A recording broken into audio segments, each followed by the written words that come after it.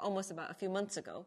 A few friends of mine who I go hiking with quite often, they said they started cycling instead up in the hills because they wanted to do that. And then I felt a bit left out.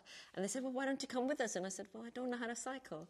And one of them was like, how can you not know how to cycle? And I said, well, I never got around to it. I tried, but I guess I should have focused more as a child. But then I thought, no, I'm going to get over that. And so I got the help of two of my friends. They were interested in teaching me, so they started teaching me how to cycle. And one of them basically put me on a slope and said, just cycle down the slope and get your balance right. It was slightly daunting, that learning, especially going down that slope and hoping that I could somehow stop with the brakes. So I started doing that and slowly moved on to pedaling. I think I learned in about 2 days, if I'm not mistaken, and just learned the maneuvering and pedaling. And then after that, I said, okay, I'm ready to move the step up. And then another friend of mine then started taking me on the roads. He would be behind me so that the daunting buses wouldn't get too close to me. But after that, I started cycling by myself.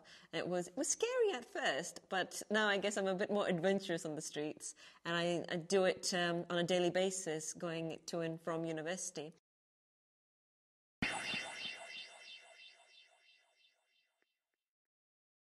I used to do quite a lot of running, sprinting, and one race that I ran was the 200 metres, and it was at the National Indoor Arena in Birmingham, which was a huge place, and fairly daunting as well. A lot of the sort of great athletes have run there before.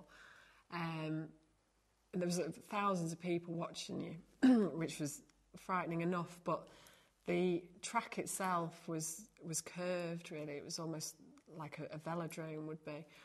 And you got to walk out on the track before and just get used to it. And I remember thinking, I'm just not going to stay on this. I'm going to fall off the edge.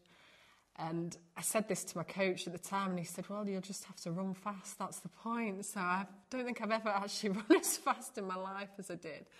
I didn't come first, but I was just really proud to be there and had my family cheering me on, and really felt like possibly what a professional would feel like. So it's a very proud moment.